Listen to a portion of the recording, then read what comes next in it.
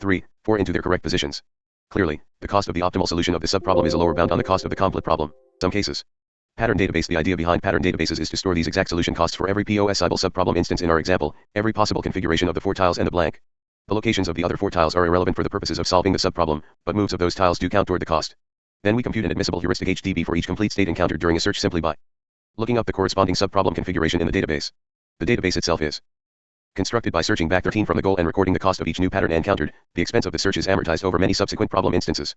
The choice of 1-2-3-4 is fairly arbitrary. We could also construct databases for 5-6-7-8, for 2-4-6-8, and so on. Each database yields an admissible heuristic, and these heuristics can be combined, as explained earlier, by taking the maximum value. A combined heuristic of this kind is much more accurate than the Manhattan distance. The number of nodes generated when solving random 15 puzzles can be reduced by a factor of 1000. One might wonder whether the heuristics obtained from the 1-2-3-4 database and the 5-6-7-8 could be added, since the two subproblems seem not to overlap. Would this still give an admissible heuristic? The answer is no, because the solutions of the 1-2-3-4 subproblem and the 5-6-7-8 subproblem for a given state will almost certainly share some moves. It is 13. By working backward from the goal, the exact solution cost of every instance encountered is immediately available. This is an example of dynamic programming, which we discuss further in Chapter 17.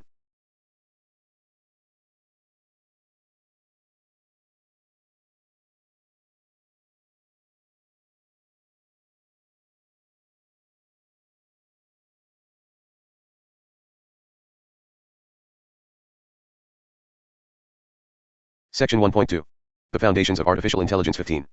1.2.7 Control Theory and Cybernetics. How can artifacts operate under their own control?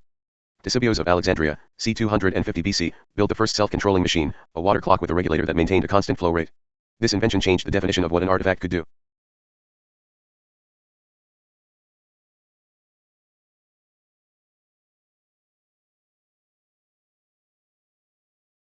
For example, Figure 3.30 shows a subproblem of the 8 puzzle instance in Figure 3.28. The subproblem involves getting tiles 1, 2, 3, 4 into their correct positions. Clearly, the cost of the optimal solution of the subproblem is a lower bound on the cost of the complete problem.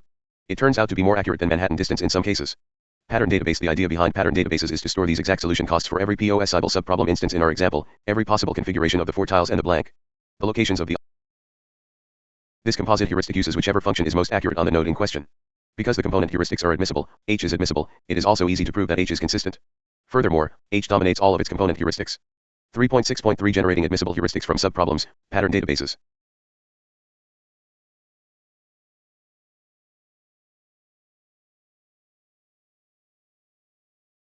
Subproblem admissible heuristics can also be derived from the solution.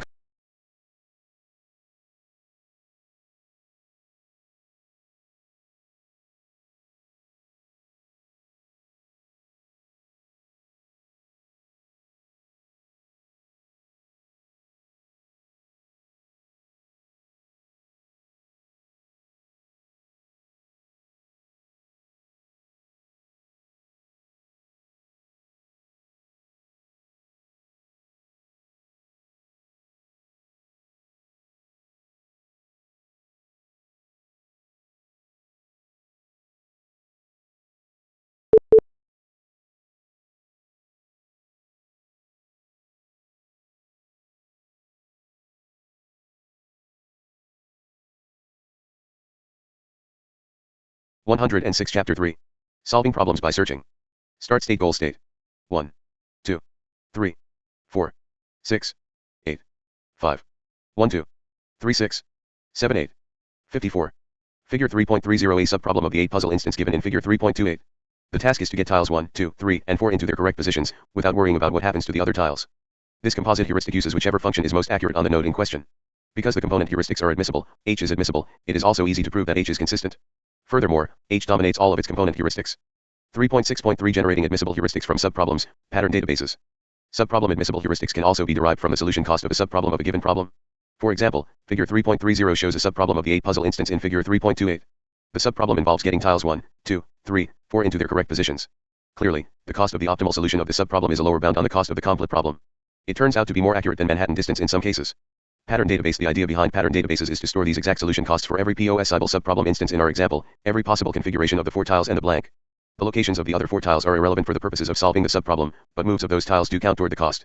Then we compute an admissible heuristic HDB for each complete state encountered during a search simply by looking up the corresponding subproblem configuration in the database. The database itself is constructed by searching back 13 from the goal and recording the cost of each new pattern encountered. The expense of the search is amortized over many subsequent problem instances.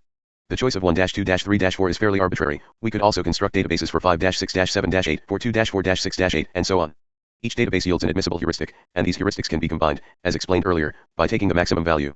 A combined heuristic of this kind is much more accurate than the Manhattan distance. The number of nodes generated when solving random 15 puzzles can be reduced by a factor of 1000. One might wonder whether the heuristics obtained from the 1-2-3-4 database and the 5-6-7-8 could be added, since the two subproblems seem not to overlap. Would this still give an admissible heuristic? The answer is no, because the solutions of the 1-2-3-4 subproblem and the 5-6-7-8 subproblem for a given state will almost certainly share some moves. It is 13. By working backward from the goal, the exact solution cost of every instance encountered is immediately available. This is an example of dynamic programming, which we discuss further in Chapter 17. Section 3.6. Heuristic functions 107. Unlikely that 1-2-3-4 can be moved into place without touching 5-6-7-8, and vice versa. But what if we don't count those moves? That is, we record not the total cost of solving the 1-2-3-4 subproblem, but just the number of moves involving 1-2-3-4. Then it is easy to see that the sum of the two costs is still a lower bound on the cost of solving the entire problem. This is the idea behind disjoint pattern databases. With such databases, it is possible to solve disjoint pattern databases random 15 puzzles in a few milliseconds. The number of nodes generated is reduced by a factor of 10,000 compared with the use of Manhattan distance. For 24 puzzles, a speedup of roughly a factor of 1,000,000 can be obtained. Disjoint pattern databases work for sliding tile puzzles because the problem can be divided up in such a way that each move affects only one subproblem because only one tile is moved at a time. For a problem such as Rubik's Cube, this kind of subdivision is difficult, because each move affects 8 or 9 of the 26 cubies. More general ways of defining additive. Admissible heuristics have been proposed that do apply to Rubik's Cube, Yang et al., 2008, but they have not yielded a heuristic better than the best non-additive heuristic for the problem. 3.6.4 Learning heuristics from experience. A heuristic function h, n, is supposed to estimate the cost of a solution beginning from the state at node n. How could an agent construct such a function? One solution was given in the preceding sections, namely, to devise relaxed problems for which an optimal solution can be found easily. Another solution is to learn from experience. Experience here means solving lots of 8 puzzles, for instance. Each optimal solution to an 8 puzzle problem provides examples from which h, n, can be learned. Each example consists of a state from the solution path and the actual cost of the solution from that point. From these examples, a learning algorithm can be used to construct a function h, n, that can, with luck, predict solution costs for other states that arise during search. Techniques for doing just this using neural nets, decision trees, and other methods are demonstrated in Chapter 18. The reinforcement learning methods described in Chapter 21 are also applicable. Feature inductive learning methods work best when supplied with features of a state that are relevant to predicting the state's value, rather than with just the raw state description. For example, the feature number of misplaced tiles might be helpful in predicting the actual distance of a state from the goal. Let's call this feature x1, n. We could take 100 randomly generated 8 puzzle configurations and gather statistics on their actual solution costs. We might find that when x1, n, is 5, the average solution cost is around 14, and so on. Given these data, the value of x1 can be used to predict h, n. Of course, we can use several features. A second feature x2, n, might be number of pairs of adjacent tiles that are not adjacent in the goal state. How should x1, n, and x2, n, be combined to predict h, n? A common approach is to use a linear combination. h, n, equals c1 x1, n, plus c2 x2, n. The constants c1 and c2 are adjusted to give the best fit to the actual data on solution costs. One expects both c1 and c2 to be positive because misplaced tiles and incorrect adjacent pairs make the problem harder to solve. Notice that this heuristic does satisfy the condition that h, n, equals 0 for goal states, but it is not necessarily admissible or consistent. 108 Chapter 3. Solving problems by searching. 3.7 Summary. This chapter has introduced methods that an agent can use to select actions in environments that are deterministic, observable, static, and completely known. In such cases, the agent can construct sequences of actions that achieve its goals. This process is called search. Before an agent can start searching for solutions, the goal must be identified and a well-defined problem must be formulated. A problem consists of 5 parts: the initial state, a set of actions, a transition model describing the results of those actions, the goal test function, and a path cost function. The environment of the problem is represented by a state space. A path through the state space from the initial state to a goal state is a solution. Search algorithms treat states and actions as atomic. They do not consider any internal structure they might possess. A general tree search algorithm considers all possible paths to find a solution, whereas a graph search algorithm avoids consideration of redundant paths. Search algorithms are judged on the basis of completeness, optimality, time complexity, and space complexity. Complexity depends on b, the branching factor in the state space, and d, the depth of the shallowest solution. Uninformed search methods have access only to the problem definition. The basic algorithms are as follows. Breadth first search expands the shallowest nodes first. It is complete, optimal for unit step costs, but has exponential space complexity. Uniform cost search expands the node with lowest path cost, g, n, and is optimal for general step costs. Depth first search expands the deepest unexpanded node first.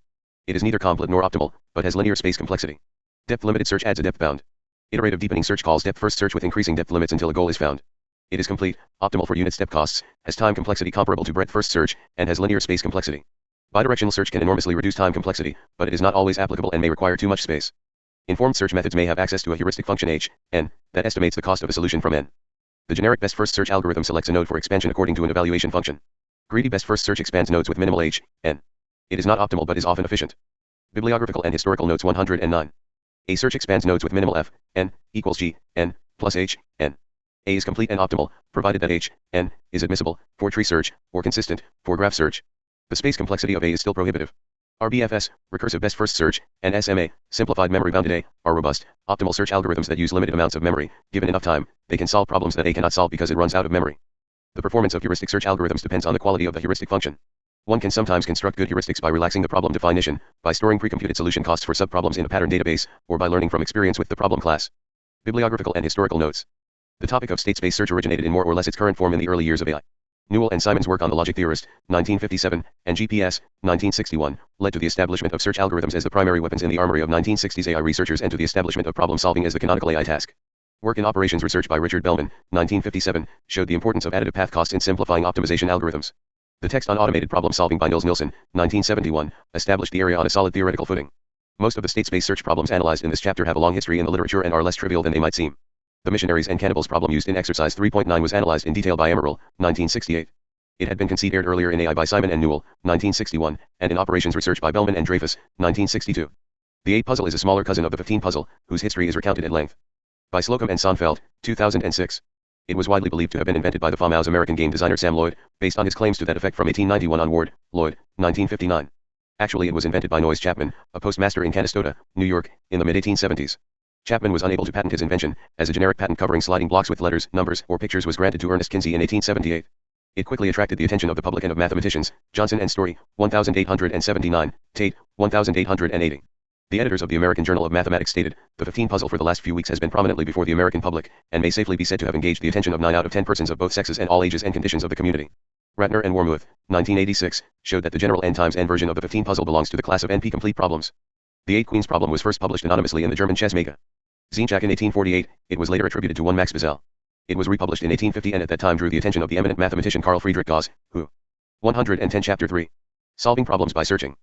Attempted to enumerate all possible solutions. Initially he found only 72, but eventually he found the correct answer of 92, although not published all 92 solutions first, in 1850. Netto, 1901, generalized the problem to n queens, and Abramson and Young, 1989, found an O-N algorithm. Each of the real-world search problems listed in the chapter has been the subject of a good deal of research effort.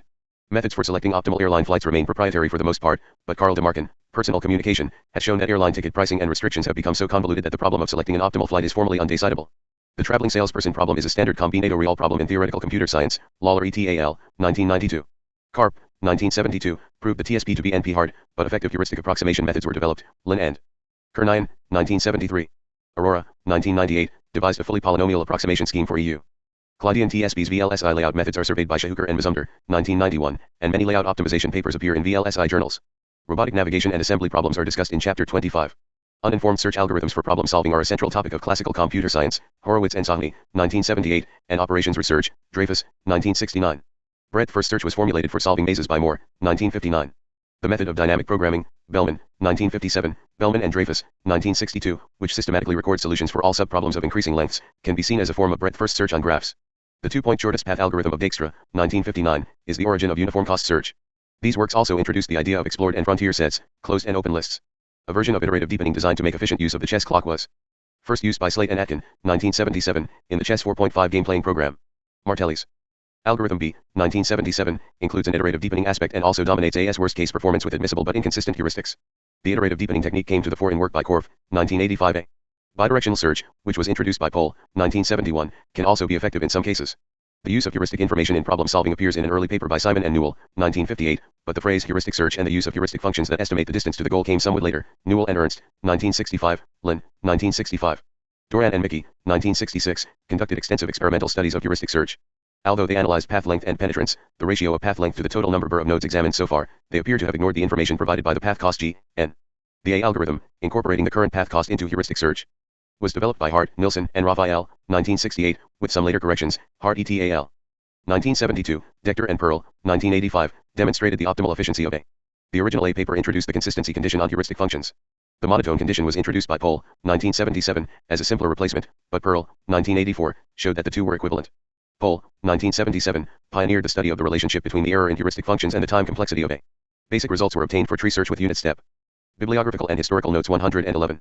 Cost and a single goal node, Pohl, 1977, Gashnig, 1979, Heine et al., 1980, Pearl, 1984, and with multiple goal nodes, Din et al., 2007. The effective branching factor was proposed by Nilsson, 1971, as an empirical measure of the efficiency. It is equivalent to assuming a time cost of O, B, D.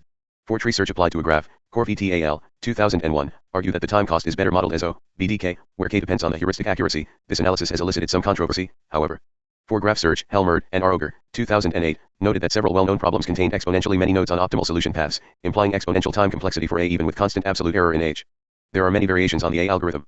Pohl, 1973, proposed the use of dynamic weighting, which uses a weighted sum FW, n, equals WGG, n, plus WHH, n, of the current path length. And the heuristic function as an evaluation function, rather than the simple sum f, n, equals g, n, plus h, n, used in A. The weights WG and WH are adjusted dynamically as the search progresses. Pohl's algorithm can be shown to be admissible, that is, guaranteed to find solutions within a factor 1 plus of the optimal solution, where is a parameter supplied to the algorithm. The same property is exhibited by the A algorithm, Pearl, 1984, which can select any node from the frontier provided its f-cost is within a factor 1 plus of the lowest f-cost frontier node. The selection can be done so as to minimize search cost. Bidirectional versions of A have been investigated. A combination of bidirectional A and known landmarks was used to efficiently find driving routes for Microsoft's online map service, Goldberg et al., 2006. After caching a set of paths between landmarks, the algorithm can find an optimal path between any pair of points in a 24 million point graph of the United States, searching less than 0.1% of the graph. Other approaches to bidirectional search include a breadth-first search backward from the goal up to a fixed depth, followed by a forward IDA search, Dillenberg and Nelson, 1994, Manzini, 1995.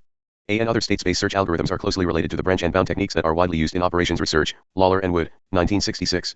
The relationships between state space search and branch and bound have been investigated in depth, Kumar and Kanal, 1983, Now et al., 1984, Kumar et al., 1988. Martelli and Montanari, 1978, demonstrate a connection between dynamic programming, see Chapter 17, and certain types of state space search. Kumar and Kanal, 1988, attempt a grand unification of heuristic search, dynamic programming, and branch and bound techniques under the name of CDP, the composite decision process. Because computers in the late 1950s and early 1960s had at most a few thousand words of main memory, memory-bounded heuristic search was an early research topic. The Graph Traverser, Doran and Mickey, 1966, one of the earliest search programs, commits to an operator after searching best first up to the memory limit. IDA, Corf, 1985A, 1985B, was the first widely used optimal, memory-bounded heuristic search algorithm, and a large number of variants have been developed. An analysis of the efficiency of IDA and of its difficulties with real-valued heuristics appears in Patrick et al., 1992. RBFS, Corf, 1993, is actually somewhat more complicated than the algorithm shown in Figure 3.26, which is closer to an independently developed algorithm called iterative expansion, Russell, 1992. RBFS uses a lower bound as well as the upper bound. The two alliterative expansion algorithms behave identically with admissible heuristics, but RBFS expands nodes in best first. 112 Chapter 3. Solving problems by searching. Order even with an admissible heuristic. The idea of keeping track of the best alternative path appeared earlier in Britko's, 1986, Elegant Prologue implementation of AN in the DTA algorithm, Russell and Weefeld, 1991. The latter work also discusses meta-level state spaces and meta-level learning. The MA algorithm appeared in Chakravarti et al., 1989. SMA, or simplified MA, emerged from an attempt to implement MA as a comparison algorithm for IE, Russell, 1992. Kendall and Kiersand, 1994, have applied SMA to produce a bidirectional search algorithm that is substantially faster than previous algorithms. Korf and Zhang, 2000, describe a divide-and-conquer approach, and Zhou and Hansen, 2002, introduce memory-bounded A-graph search and a strategy for switching to breadth-first search to increase memory efficiency, Zhou and Hansen, 2006. Korf, 1995, surveys memory-bounded search techniques. The idea that admissible heuristics can be derived by problem relaxation appears in the seminal paper by Held and Karp, 1970, who used the minimum spanning tree heuristic to solve the TSP, see exercise 3.30. The automation of the relaxation process was implemented successfully by Preetitis, 1993, building on earlier work with Mostow and Preetitis, 1989. Holt and Hernad-Valgai, 2001, describe more recent steps towards automating the process. The use of pattern databases to derive admissible heuristics is due to Gasser, 1995, and Culbertson and Schaffer, 1996, 1998. Disjoint pattern databases are described by Korf and Fellner, 2002. A similar method using symbolic patterns is due to Edelkamp, 2009. Fellner et al., 2007, show how to compress pattern databases to save space. The probabilistic interpretation of heuristics was investigated in depth by Pearl, 1984, and Hansen and Meyer, 1989. By far the most comprehensive source on heuristics and heuristic search algorithms is Pearl's, 1984, Heuristics text. This book provides especially good coverage of the wide variety of offshoots and variations of A, including rigorous proofs of their formal properties. Kanal and Kumar, 1988, present an anthology of important articles on heuristic search, and Rayward Smith et al., 1996, cover approaches from operations research. Papers about new search algorithms which, remarkably, continue to be discovered appear in journals such as Artificial Intelligence and Journal of the ACM. Parallel search. The topic of parallel search algorithms was not covered in the chapter, partly because it requires a lengthy discussion of parallel computer architectures. Parallel search became a popular topic in the 1990s in both AI and theoretical computer science, Mohanty and Daniels, 1993, Grama and Kumar, 1995, Krauser et al., 1998, and is making a comeback in the era of new multi-core and cluster architectures, Ralph et al., 2004, Korf and Schulze, 2005. Also of increasing importance are search algorithms for very large graphs that require disk storage, Korf, 2008.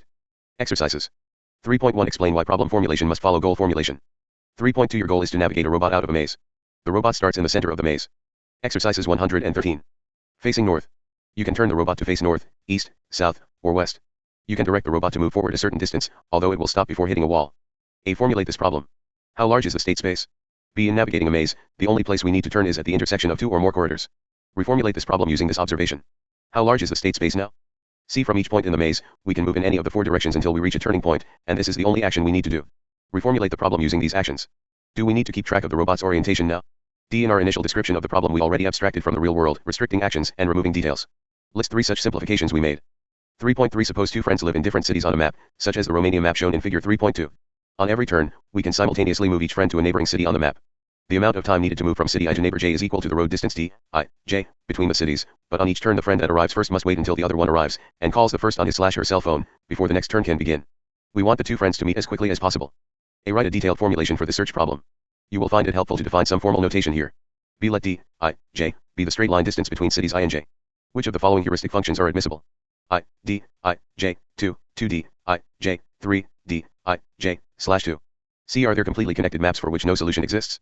D. Are there maps in which all solutions require one friend to visit the same city twice? 3.4 Show that the 8 puzzle states are divided into 2 disjoint sets, such that any state is reachable from any other state in the same set, while no state is reachable from any state in the other set. Hint, see Burleycamp et al., 1982. Devise a procedure to decide which set a given state is in, and explain why this is useful for generating random states. 3.5 Consider the n-queens problem using the efficient incremental formulation given on page 72. Explain why the state space has at least square root 3n. States and estimate the largest n for which exhaustive exploration is feasible. Hint, derive a lower bound on the branching factor by considering the maximum number of squares that a queen can attack in any column. 3.6 Give a complete problem formulation for each of the following. Choose a formulation that is precise enough to be implemented. A. Using only 4 colors, you have to color a planar map in such a way that no two adjacent regions have the same color. B. A 3-foot-tall monkey is in a room where some bananas are suspended from the 8-foot ceiling. He would like to get the bananas. The room contains 2 stackable, movable, climbable 3-foot-high crates. 114 Chapter 3. Solving problems by searching. S. G. Figure 3.31a Scene with polygonal obstacles. S and G are the start and goal states. C. You have a program that outputs the message illegal input record when fed a certain file of input records. You know that processing of each record is independent of the other records. You want to discover what record is illegal. D. You have 3 jugs, measuring 12 gallons, 8 gallons, and 3 gallons, and a water faucet. You can fill the jugs up or empty them out from one to another or onto the ground. You need to measure out exactly 1 gallon. 3.7 Consider the problem of finding the shortest path between 2 points on a plane that has convex polygonal obstacles as shown in figure 3.31. This is an idealization of the problem that a robot has to solve to navigate in a crowded environment. A. Suppose the state space consists of all positions, x, y, in the plane. How many states are there? How many paths are there to the goal? B. Explain briefly why the shortest path from one polygon vertex to any other in the scene must consist of straight line segments joining some of the vertices of the polygons. Define a good state space now. How large is the state space? C. Define the necessary functions to implement the search problem, including an actions function that takes a vertex as input and returns a set of vectors, each of which maps the current vertex to one of the vertices that can be reached in a straight line. Do not forget the neighbors on the same polygon. Use the straight line distance for the heuristic function. D. Apply one or more of the algorithms in this chapter to solve a range of problems in the domain, and comment on their performance. 3.8 On page 68, we said that we would not consider problems with negative path costs. In this exercise, we explore this decision in more depth. A. Suppose that actions can have arbitrarily large negative costs. Explain why this possibility would force any optimal algorithm to explore the entire state space. Exercises 115. B. Does it help if we insist that step costs must be greater than or equal to some negative constant C? Consider both trees and graphs. C. Suppose that a set of actions forms a loop in the state space such that executing the set in some order results in no net change to the state. If all of these actions have negative cost, what does this imply about the optimal behavior for an agent in such an environment? D1 can easily imagine actions with high negative cost, even in domains such as route finding. For example, some stretches of road might have such beautiful scenery as to far outweigh the normal cost in terms of time and fuel. Explain, in precise terms, within the context of state space search, why humans do not drive around scenic loops indefinitely, and explain how to define the state space and actions for route finding so that artificial agents can also avoid looping.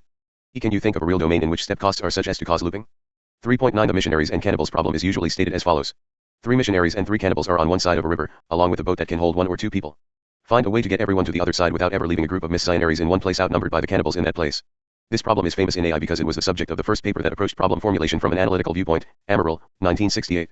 A. Formulate the problem precisely, making only those distinctions necessary to ensure a valid solution. Draw a diagram of the complete state space. B. Implement and solve the problem optimally using an appropriate search algorithm. Is it a good idea to check for repeated states? C. Why do you think people have a hard time solving this puzzle, given that the state space is so simple? 3.10 Define in your own words the following terms: state, state space, search tree, search node, goal, action, transition model, and branching factor. 3.11 What's the difference between a world state, a state description, and a search node? Why is this distinction useful? 3.12 An action such as go, see view, really consists of a long sequence of finer-grained actions: turn on the car, release the brake, accelerate forward, etc. Having composite actions of this kind reduces the number of steps in a solution sequence, thereby reducing the search time. Suppose we take this to the logical extreme, by making supercomposite actions out of every possible sequence of go actions. Then every problem instance is solved by a single supercomposite action, such as go, Sibiu, go, Rimnica-Vilsa, go, Butesti, go, Bucharest.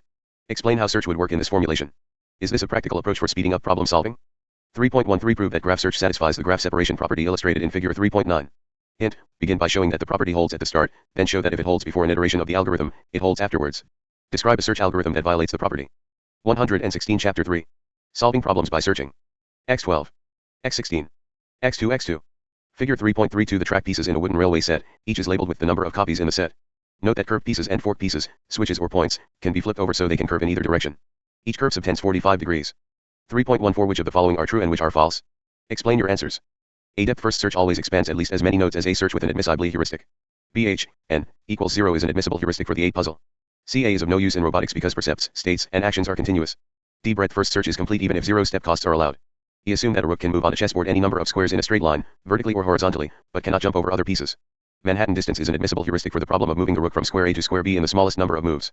3.15 Consider a state space where the start state is number 1 and each state k has two successors, numbers 2k and 2k plus 1. A. Draw the portion of the state space for states 1 to 15. B. Suppose the goal state is 11. List the order in which nodes will be visited for breadth-first search, depth-limited search with limit 3, and iterative deepening search. See how well would bidirectional search work on this problem. What is the branching factor in each direction of the bidirectional search? D. Does the answer to C suggest a reformulation of the problem that would allow you to solve the problem of getting from state 1 to a given goal state with almost no search? E. Call the action going from k to 2k left, and the action going to 2k plus 1 right. Can you find an algorithm that outputs the solution to this problem without any search at all? 3.16 A basic wooden railway set contains the pieces shown in figure 3.32. The task is to connect these pieces into a railway that has no overlapping tracks and no loose ends where a train could run off onto the floor. A. Suppose that the pieces fit together exactly with no slack. Give a precise formulation of the task as a search problem. B. Identify a suitable uninformed search algorithm for this task and explain your choice. C. Explain why removing any one of the fork pieces makes the problem unsolvable. Exercises 117. D. Give an upper bound on the total size of the state space defined by your formulation. Hint, think about the maximum branching factor for the construction process and the maximum depth, ignoring the problem of overlapping pieces and loose ends. Begin by pretending that every piece is unique. 3.17 On page 90, we mentioned iterative lengthening search, an iterative analog of uniform cost search. The idea is to use increasing limits on path cost. If a node is generated whose path cost exceeds the current limit, it is immediately discarded.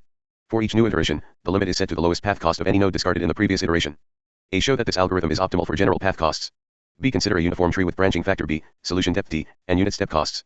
How many iterations will iterative lengthening require? C. Now consider step costs drawn from the continuous range, 1, where 0. 3.18 Describe a state space in which iterative deepening search performs much worse than depth-first search, for example, O, N2, versus O, N. 3.19 Write a program that will take as input two web page URLs and find a path of links from one to the other. What is an appropriate search strategy? Is bidirectional search a good idea? Could a search engine be used to implement a predecessor function? 3.20 Consider the vacuum world problem defined in figure 2.2. A. Which of the algorithms defined in this chapter would be appropriate for this problem? Should the algorithm use tree search or graph search? B. Apply your chosen algorithm to compute an optimal sequence of actions for a 3x3 world whose initial state has dirt in the 3 top squares and the agent in the center. C. Construct a search agent for the vacuum world, and evaluate its performance in a set of 3x3 worlds with probability 0.2 of dirt in each square. Include the search cost as well as path cost in the performance measure, using a reasonable exchange rate. D. Compare your best search agent with a simple randomized reflex agent that sucks if there is dirt and otherwise moves randomly. E. Consider what would happen if the world were enlarged to n times n. How does the performance of the search agent and of the reflex agent vary with n? 3.21 Prove each of the following statements, or give a counterexample. A. Breadth-first search is a special case of uniform cost search. B. Depth-first search is a special case of best-first tree search. C. Uniform cost search is a special case of A search. 118 Chapter 3. Solving problems by searching. 3.22 Compare the performance of A and RBFS on a set of randomly generated problems in the A puzzle, with Manhattan distance, and TSP, with MSTC exercise 3.30, domains. Discuss your results. What happens to the performance of RBFS when a small random number BR is added to the heuristic values in the A puzzle domain? 3.23 Trace the operation of A search applied to the problem of getting to Bucharest from Lugoj A using the straight line distance heuristic. That is, show the sequence of nodes that the algorithm will consider and the F, G, and H score for each node. 3.24 Devise a state space in which A using graph search returns a suboptimal solution with an H, N, function that is admissible but inconsistent. 3.25 The heuristic path algorithm, Pol, 1977, is a best first search in which the evaluate heuristic path algorithmation function is F, N, equals, 2W, G, N, plus WH, N. For what values of W is this complete? For what values is it optimal, assuming that H is admissible? What kind of search does this perform for W equals 0, W equals 1, and W equals 2? 3.26 Consider the unbounded version of the regular 2D grid shown in figure 3.9. The start state is at the origin, 0, 0, and the goal state is at x, y. A. What is the branching factor B in the state space? B. How many distinct states are there at depth k, for k0? C. What is the maximum number of nodes expanded by breadth-first tree search? D. What is the maximum number of nodes expanded by breadth-first graph search? E. Is H equals Ux plus Vy an admissible heuristic for a state at U, V? Explain. F. How many nodes are expanded by a graph search using H? G. Does H remain admissible if some links are removed? H. Does H remain admissible if some links are added between non-adjacent states? 3.27 n vehicles occupy squares 1, 1 through n 1, i.e., the bottom row of an n times n grid. The vehicles must be moved to the top row but in reverse order, so the vehicle I that starts in I 1 must end up in ni plus 1 n. On each time step, every one of the n vehicles can move one square up, down, left, or right, or stay put, but if a vehicle stays put, one other adjacent vehicle, but not more than one, can hop over it. Two vehicles cannot occupy the same square. A. Calculate the size of the state space as a function of n. B. Calculate the branching factor as a function of n. C. Suppose that vehicle I is at 11, ye, write a non-trivial admissible heuristic high for the number of moves it will require to get to its goal location, ni plus 1, n, assuming no other vehicles are on the grid. D. Which of the following heuristics are admissible for the problem of moving all n vehicles to their destinations? Explain. I. Ni equals 1 high. 2. Max h1, hn. 3. Min h1, hn. Exercises 119. 3.28 Invent a heuristic function for the 8 puzzle that sometimes overestimates, and show how it can lead to a suboptimal solution on a particular problem. You can use a computer to help if you want. Prove that if h never overestimates by more than c, a using h returns a solution whose cost exceeds that of the optimal solution by no more than c. 3.29 Prove that if a heuristic is consistent, it must be admissible. Construct an admissible heuristic that is not consistent. 3.30 The traveling salesperson problem, TSP, can be solved with the minimum spanning tree, MST, heuristic, which estimates the cost of completing a tour, given that a partial tour has already been constructed. The MST cost of a set of cities is the smallest sum of the link cost of any tree that connects all the cities.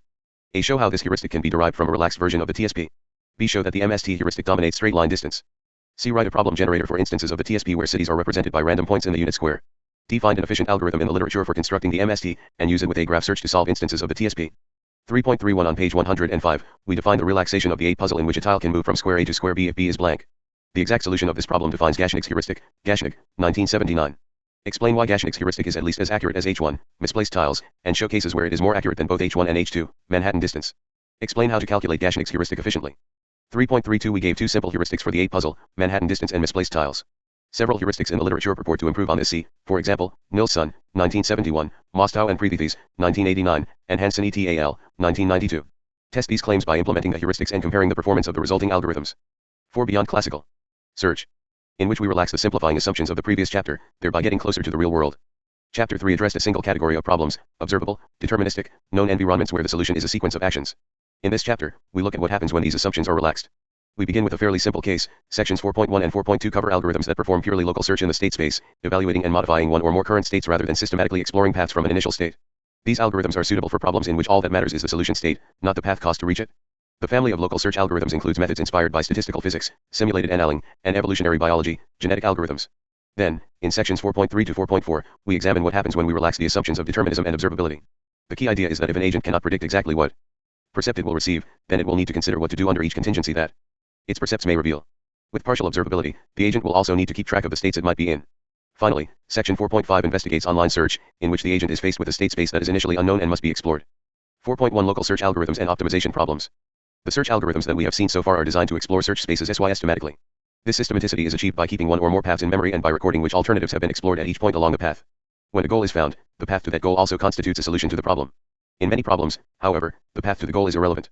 For example, in the 8 queens problem, see page 71, what matters is the final configuration of queens, not the order in which they are added. The same general property holds for many important applications such as integrated circuit design, factory floor layout, job shop scheduling, automatic programming, telecommunications network optimization, vehicle routing, and portfolio management. 120. Section 4.1. Local search algorithms and optimization problems 121. If the path to the goal does not matter, we might consider a different class of algo local search rhythms, ones that do not worry about paths at all. Local search algorithms operate using current node, a single current node, rather than multiple paths, and generally move only to neighbors of that node. Typically, the paths followed by the search are not retained. Although local search algorithms are not systematic, they have 2 key advantages. 1. They use very little memory, usually a constant amount, and 2. They can often find reasonable solutions in large or infinite, continuous, state spaces for which systematic algorithms are unsuitable. In addition to finding goals, local search algorithms are useful for solving pure optimization problems, in which the aim is to find the best state according to an objective optimization problem function. Many optimization problems do not fit the standard search model introduced in objective function. Chapter 3. For example, nature provides an objective function reproductive fitness that Darwinian evolution could be seen as attempting to optimize, but there is no goal test and no path cost for this problem. To understand local search, we find it useful to consider the state space landscape, as state space landscape in figure 4.1. A landscape has both location, defined by the state, and elevation, defined by the value of the heuristic cost function or objective function. If elevation corresponds to global minimum cost, then the aim is to find the lowest value global minimum. If elevation corresponds global maximum to an objective function, then the aim is to find the highest peak a global maximum. You can convert from one to the other just by inserting a minus sign.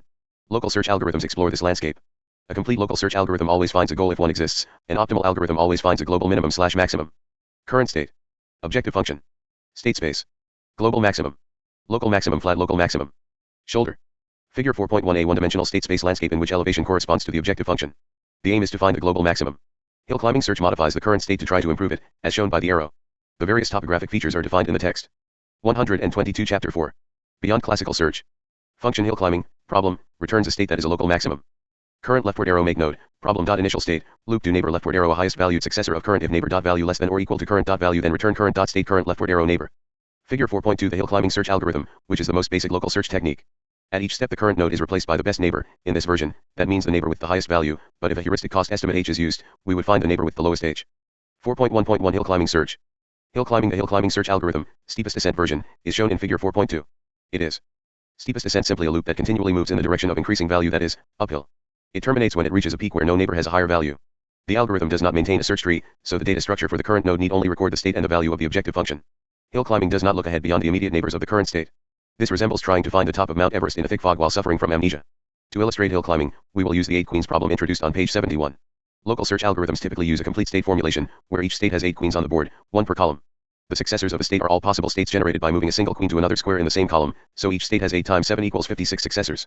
The heuristic cost function h is the number of pairs of queens that are attacking each other, either directly or indirectly. The global minimum of this function is 0, which occurs only at perfect solutions.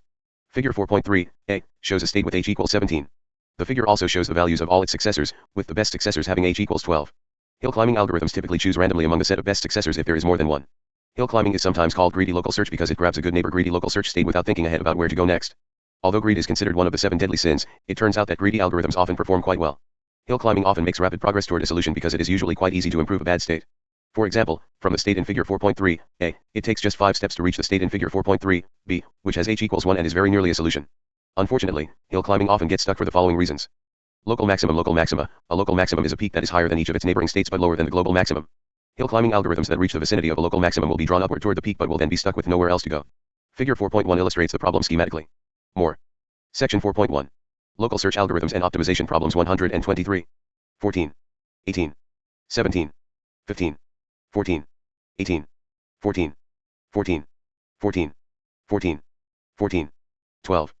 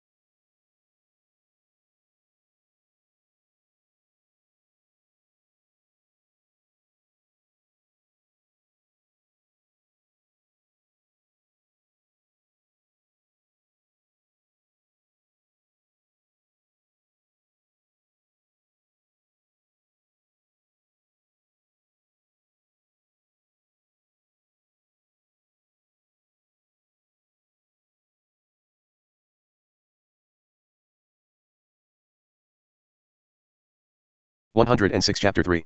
Solving problems by searching. Start state goal state. 1, 2, 3, 4, 6.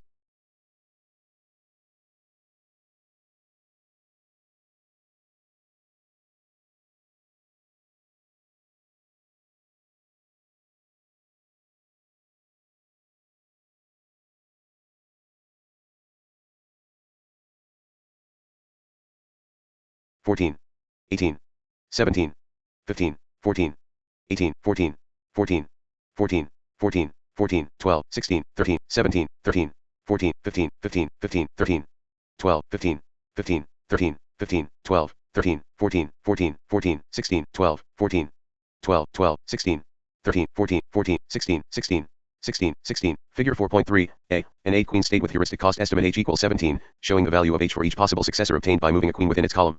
The best moves are marked. B, a local minimum in the 8-queen state space, the state has h equals 1 but every successor has a higher cost. Concretely, the state in figure 4.3, B, is a local maximum, i.e., a local minimum for the cost h. Every move of a single queen makes the situation worse. Ridges, a ridge is shown in figure 4.4. Ridges result in a sequence of local maxima that is very difficult for greedy algorithms to navigate. Plateaus, a plateau is a flat area of the state space landscape. It can be a flat local shoulder maximum, from which no uphill exit exists, or a shoulder, from which progress is possible. See figure 4.1. A hill climbing search might get lost on the plateau. In each case, the algorithm reaches a point at which no progress is being made. Starting from a randomly generated 8-queen state, steepest descent hill climbing gets stuck 86% of the time, solving only 14% of problem instances. It works quickly, taking just 4 steps on average when it succeeds and 3 when it gets stuck. Not bad for a state space with 17 million states. The algorithm in figure 4.2 halts if it reaches a plateau where the best successor has the same value as the current state. Might it not be a good idea to keep going to allow a sideways move in the hope that the plateau is really a shoulder, as shown in figure 4.1? The answer is usually yes, but we must take care. If we always allow sideways moves when there are no uphill moves, an infinite loop will occur whenever the algorithm reaches a flat local maximum that is not a shoulder. One common solution is to put a limit on the number of consecutive sideways moves allowed. For example, we could allow up to, say, 100 consecutive sideways moves in the 8 queens problem. This raises the percentage of problem instances solved by hill climbing from 14% to 94%. Success comes at a cost. The algorithm averages roughly 21 steps for each successful instance and 64 for each failure. 124 Chapter 4. Beyond classical search. Figure 4.4 illustration of why ridges cause difficulties for hill climbing. The grid of states, dark circles, is superimposed on a ridge rising from left to right, creating a sequence of local maxima that are not directly connected to each other. From each local maximum, all the available actions point downhill. Many variants of hill climbing have been invented. Stochastic hill climbing chooses at stochastic hill climbing random from among the uphill moves. The probability of selection can vary with the steepness of the uphill move.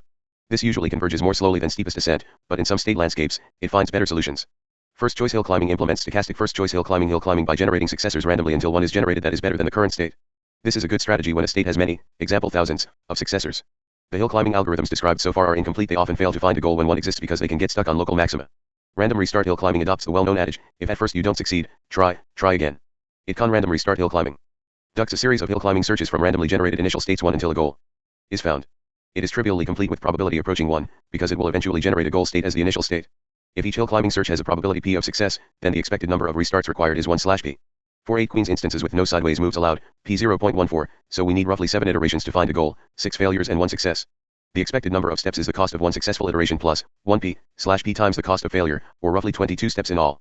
When we allow sideways moves, 1/0.94 1.06 iterations are needed on average and 1 times 21 plus 0.06/0.94 times 64 25 steps. For 8 queens, then, random restart hill climbing is very effective indeed. Even for 3 lion queens, the approach can find solutions in under a minute. 1 generating a random state from an implicitly specified state space can be a hard problem in itself.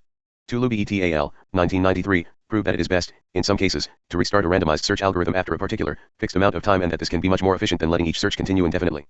Disallowing or limiting the number of sideways moves is an example of this idea. Section 4.1. Local search algorithms and optimization problems 125.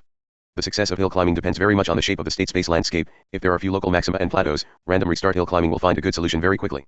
On the other hand, many real problems have a landscape that looks more like a widely scattered family of balding porcupines on a flat floor, with miniature porcupines living on the tip of each porcupine needle, ad infinitum. NP hard problems typically have an exponential number of local maxima to get stuck on. Despite this, a reasonably good local maximum can often be found after a small number of restarts. 4.1.2 Simulated annealing. A hill climbing algorithm that never makes downhill moves toward states with lower value, or higher cost, is guaranteed to be incomplete, because it can get stuck on a local maximum. In contrast, a purely random walk that is, moving to a successor chosen uniformly at random from the set of successors is complete but extremely inefficient. Therefore, it seems reasonable to try to combine hill climbing with a random walk in some way that yields both efficiency and completeness. Simulated annealing is such an algorithm. In metallurgy, simulated annealing is the process used to temper or harden metals and glass by heating them to a high temperature and then gradually cooling them, thus allowing the material to reach a low-energy crystalline state. To explain simulated annealing, we switch our point of view from gradient descent hill climbing to gradient descent, i.e., minimizing cost, and imagine the task of getting a ping pong ball into the deepest crevice in a bumpy surface. If we just let the ball roll, it will come to rest at a local minimum. If we shake the surface, we can bounce the ball out of the local minimum. The trick is to shake just hard enough to bounce the ball out of local min but not hard enough to dislodge it from the global minimum. The simulated annealing solution is to start by shaking hard, i.e., at a high temperature, and then gradually reduce the intensity of the shaking, i.e., lower the temperature. The innermost loop of the simulated annealing algorithm, figure 4.5, is quite similar to hill climbing. Instead of picking the best move, however, it picks a random move. If the move improves the situation, it is always accepted. Otherwise, the algorithm accepts the move with some probability less than 1. The probability decreases exponentially with the badness of the move, the amount delta E by which the evaluation is worsened. The probability also decreases as the temperature T goes down. Bad moves are more likely to be allowed at the start when T is high, and they become more unlikely as T decreases. If the schedule lowers T slowly enough, the algorithm will find a global optimum with probability approaching 1. Simulated annealing was first used extensively to solve VLSI layout problems in the early 1980s. It has been applied widely to factory scheduling and other large-scale optimization tasks. In exercise 4.4, you are asked to compare its performance to that of random restart hill climbing on the 8 queens puzzle. 4.1.3 Local beam search. Keeping just one node in memory might seem to be an extreme reaction to the problem of memory limitations. The local beam search algorithm 3 keeps track of k-states rather than local beam search 3. Local beam search is an adaptation of beam search, which is a path-based algorithm. 126 Chapter 4. Beyond classical search. Function simulated annealing, problem, schedule, returns a solution state inputs, problem, a problem schedule, a mapping from time to temperature. Current leftward arrow make node, problem.initial state, for t equals 1 to infinity do t leftward arrow schedule, t, if t equals 0 then return current next leftward arrow randomly selected successor of current delta e leftward arrow next dot value, current dot value if delta e 0 then current leftward arrow next else current leftward arrow next only with probability e delta e slash t. Figure 4.5 The simulated annealing algorithm, a version of stochastic hill climbing where some downhill moves are allowed. Downhill moves are accepted readily early in the annealing schedule and then less often as time goes on. The schedule input determines the value of the temperature T as a function of time. Just 1. It begins with k randomly generated states. At each step, all the successors of all k states are generated. If any one is a goal, the algorithm halts. Otherwise, it selects the k best successors from the complete list and repeats. At first sight, a local beam search with k states might seem to be nothing more than running k random restarts in parallel instead of in sequence. In fact, the two algorithms are quite different. In a random restart search, each search process runs independently of the others. In a local beam search, useful information is passed among the parallel search threads. In effect, the states that generate the best successors say to the others, come over here, the grass is greener. The algorithm quickly abandons unfruitful searches and moves its resources to where the most progress is being made. In its simplest form, local beam search can suffer from a lack of diversity among the k-states. They can quickly become concentrated in a small region of the state space, making the search little more than an expensive version of hill climbing. A variant called stochastic beam search, analogous to stochastic hill climbing, helps alleviate this problem. Instead stochastic beam search of choosing the best k from the pool of candidate successors, stochastic beam search chooses k successors at random, with the probability of choosing a given successor being an increasing function of its value. Stochastic beam search bears some resemblance to the process of natural selection, whereby the successors, offspring, of a state, organism, populate the next generation according to its value, fitness. 4.1.4 Genetic algorithms. A genetic algorithm, or GA, is a variant of stochastic beam search in which successor states genetic algorithm are generated by combining two parent states rather than by modifying a single state. The analogy to natural selection is the same as in stochastic beam search, except that now we are dealing with sexual rather than asexual reproduction. Section 4.1. Local search algorithms and optimization problems 127. A. Initial population. B. Fitness function. C. Selection. D. Crossover. E. Mutation. 24. 23. 20. 11. 29%. 31%. 26%. 14%. 32752411. 247485552. 32752411. 2441512. 32748552. 2475241. 32752124. 2441541. 32252124. 2475241. 32748152. 244154117. 247485552. 32752411. 2441512. 32543213. Figure 4.6 The genetic algorithm, illustrated for digit strings representing 8 queen states. The initial population in A is ranked by the fitness function in B, resulting in pairs for mating in C. They produce offspring in D, which are subject to mutation in E. Plus equals. Figure 4.7 The 8 queen states corresponding to the first two parents in figure 4.6, C, and the first offspring in figure 4.6, D. The shaded columns are lost in the crossover step and the unshaded columns are retained. Like beam searches, GAS begin with a set of k randomly generated states, called the population. Each state, or individual, is represented as a string over a finite alphabet, most individual commonly, a string of zeros and ones. For example, an 8 queen state must specify the positions of 8 queens, each in a column of 8 squares, and so requires 8 times log 2 8 equals 24 bits. Alternatively, the state could be represented as 8 digits, each in the range from 1 to 8. We demonstrate later that the two encodings behave differently. Figure 4.6, A, shows a population of 4 8-digit strings representing 8 queen states. The production of the next generation of states is shown in figure 4.6, B, E. In B, fitness function each state is rated by the objective function, or, in GA terminology, the fitness function. A fitness function should return higher values for better states, so, for the 8 queens problem, we use the number of non-attacking pairs of queens, which has a value of 28 for a solution. The values of the 4 states are 24, 23, 20, and 11. In this particular variant of the genetic algorithm, the probability of being chosen for reproducing is directly proportional to the fitness score, and the percentages are shown next to the raw scores. In C, 2 pairs are selected at random for reproduction, in accordance with the Prob. 128 Chapter 4. Beyond classical search. Abilities in B. Notice that one individual is selected twice and one not at all. 4 for each crossover pair to be mated. A crossover point is chosen randomly from the positions in the string. In figure 4.6, the crossover points are after the third digit in the first pair and after the fifth digit in the second pair. 5 in D, the offspring themselves are created by crossing over the parent strings at the crossover point. For example, the first child of the first pair gets the first 3 digits from the first parent and the remaining digits from the second parent, whereas the second child gets the first 3 digits from the second parent and the rest from the first parent. The 8 queen states involved in this reproduction step are shown in figure 4.7. The example shows that when 2 parent states are quite different, the crossover operation can produce a state that is a long way from either parent state. It is often the case that the population is quite diverse early on in the process, so crossover, like simulated annealing, frequently takes large steps in the state space early in the search process and smaller steps later on when most individuals are quite similar. Mutation finally, in E, each location is subject to random mutation with a small independent probability. 1 digit was mutated in the first, third, and fourth offspring. In the 8 queens problem, this corresponds to choosing a queen at random and moving it to a random square in its column. Figure 4.8 describes an algorithm that implements all these steps. Like stochastic beam search, genetic algorithms combine an uphill tendency with random exploration and exchange of information among parallel search threads. The primary advantage, if any, of genetic algorithms comes from the crossover operation. Yet it can be shown mathematically that, if the positions of the genetic code are permitted initially in a random order, crossover conveys no advantage.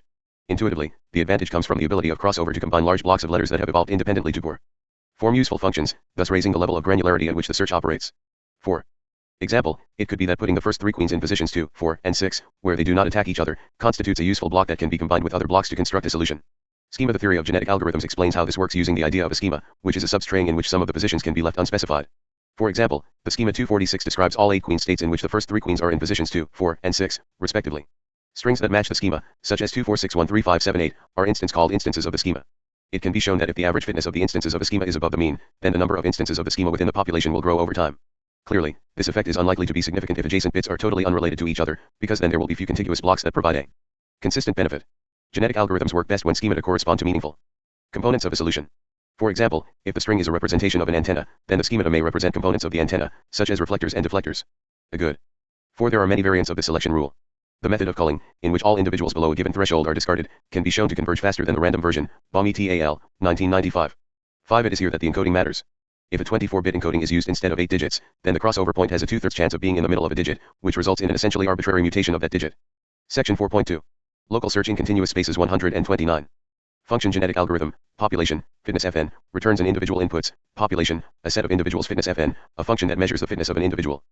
Repeat new population leftward arrow empty set for I equals 1 to size, population, do x leftward arrow random selection, population, fitness Fn, y leftward arrow random selection, population, fitness Fn, child leftward arrow reproduce, x, y, if, small random probability, then child leftward arrow mutate, child, add child to new population leftward arrow new population until some individual is fit enough, or enough time has elapsed return the best individual in population, according to fitness Fn.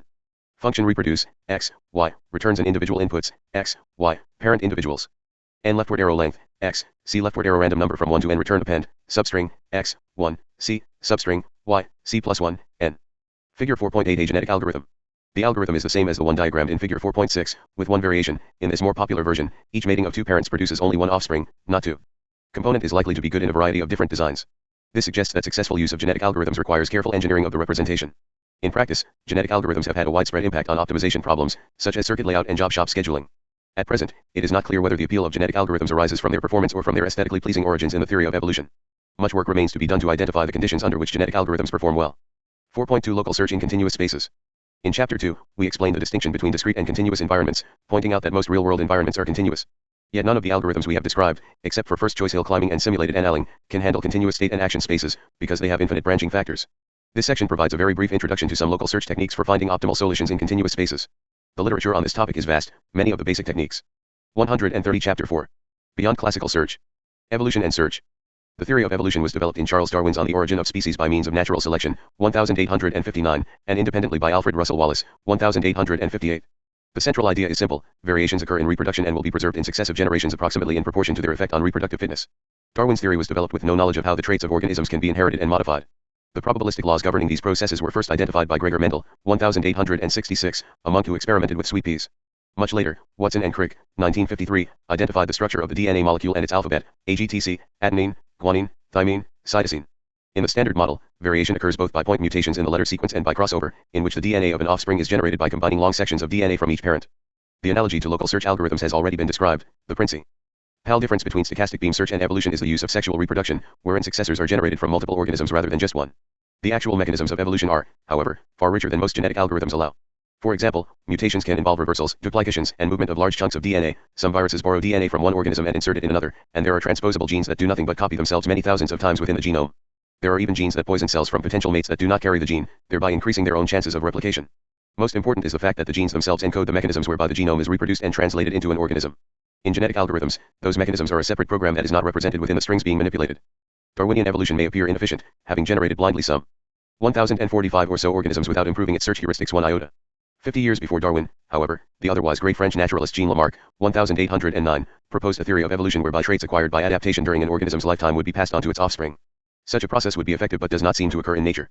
Much later, James Baldwin, 1896, proposed a superficially similar theory, that behavior learned during an organism's lifetime could accelerate the rate of evolution. Unlike Lamarck's, Baldwin's theory is entirely consistent with Darwinian evolution because it relies on selection pressures operating on individuals that have found local optima among the set of possible behaviors allowed by their genetic makeup. Computer simulations confirm that the Baldwin effect is real, once ordinary evolution has created organisms whose internal performance measure correlates with actual fitness. Section 4.2. Local search in continuous spaces 131. Originated in the 17th century, after the development of calculus by Newton and Leibniz. 6. We find uses for these techniques at several places in the book, including the chapters on learning, vision, and robotics. We begin with an example. Suppose we want to place 3 new airports anywhere in Romania, such that the sum of squared distances from each city on the map, figure 3.2, to its nearest airport is minimized. The state space is then defined by the coordinates of the airports, x1, y1, x2, y2, and x3, y3. This is a 6-dimensional space. We also say variable that states are defined by 6 variables. In general, states are defined by an n-dimensional vector of variables, x. Moving around in this space corresponds to moving one or more of the airports on the map. The objective function f, x1, y1, x2, y2, x3, y3, is relatively easy to compute for any particular state once we compute the closest cities. Let Ci be the set of cities whose closest airport, in the current state, is airport I. Then, in the neighborhood of the current state, where the cis remain constant, we have f, x1, y1, x2, y2, x3, y3, equals 3. I equals 1 C set membership symbol Ci. 11xc, 2 plus, y 2. 4.1. This expression is correct locally, but not globally because the sets Ci are discontinuous functions of the state. Discretization. One way to avoid continuous problems is simply to discretize the neighborhood of each state. For example, we can move only one airport at a time in either the x or y direction by a fixed amount plus or minus delta. With 6 variables, this gives 12 possible successors for each state. We can then apply any of the local search algorithms described previously. We could also apply stochastic hill climbing and simulated annealing directly, without discretizing the space. These algorithms choose successors randomly, which can be done by generating random vectors of length delta. Gradient. Many methods attempt to use the gradient of the landscape to find a maximum. The gradient of the objective function is a vector f that gives the magnitude and direction of the steepest slope. For our problem, we have f equals fx1, fy1, fx2, fy2, fx3, fy3. In some cases, we can find a maximum by solving the equation f equals 0. This could be done, for example, if we were placing just one airport, the solution is the arithmetic mean of all the city's coordinates. In many cases, however, this equation cannot be solved in closed form. For example, with 3 airports, the expression for the gradient depends on what cities are closest to each airport in the current state. This means we can compute the gradient locally, but not globally. For example, fx1 equals 2. C set membership symbol C1. 11xc. 4.2. Given a locally correct expression for the gradient, we can perform steepest descent hill climb. 6a. Basic knowledge of multivariate calculus and vector arithmetic is useful for reading this section. 132 Chapter 4. Beyond classical search. By updating the current state according to the formula. X leftward arrow x plus alpha f, x, step size where alpha is a small constant often called the step size. In other cases, the objective function might not be available in a differentiable form at all. For example, the value of a particular set of airport locations might be determined by running some large-scale economic simulation package. In those cases, we can calculate a so-called empirical gradient by evaluating the empirical gradient response to small increments and decrements in each coordinate. Empirical gradient search is the same as steepest descent hill climbing in a discretized version of the state space. Hidden beneath the phrase alpha is a small constant lies a huge variety of methods for adjusting alpha. The basic problem is that, if alpha is too small, too many steps are needed. If alpha line search is too large, the search could overshoot the maximum. The technique of line search tries to overcome this dilemma by extending the current gradient direction, usually by repeatedly doubling alpha until f starts to decrease again. The point at which this occurs becomes the new current state. There are several schools of thought about how the new direction should be chosen at this point. Newton, Raphson. For many problems, the most effective algorithm is the venerable Newton, Raphson method. This is a general technique for finding roots of functions, that is, solving equations of the form g, x, equals 0. It works by computing a new estimate for the root x according to Newton's formula. X leftward arrow xg, x, slash g, x. To find a maximum or minimum of f, we need to find x such that the gradient is 0, i.e., f, x, equals 0. Thus, g, x, in Newton's formula becomes f, x, and the update equation can be written in matrix, vector form as X leftward arrow X H1F, X, F, X, Hessian where HF, X, is the Hessian matrix of second derivatives, whose elements H are given by 2F/11XJ. For our airport example, we can see from equation 4.2 that HF, X, is particularly simple. The off-diagonal elements are 0 and the diagonal elements for airport I are just twice the number of cities in CI.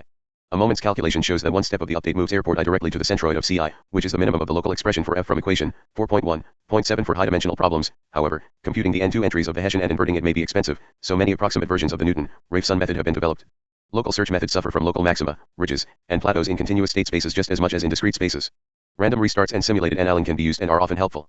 High-dimensional continuous spaces are, however, big places in which it is easy to get lost. A final topic with which a passing acquaintance is useful is constraint optimization. Constraint optimization. An optimization problem is constrained if solutions must satisfy some hard constraints on the values of the variables. For example, in our airport siting problem, we might constrain sites. 7. In general, the Newton-Raphson update can be seen as fitting a quadratic surface to f at x and then moving directly to the minimum of that surface, which is also the minimum of f if f is quadratic. Section 4.3. Searching with non-deterministic actions 133. To be inside Romania and on dry land, rather than in the middle of lakes.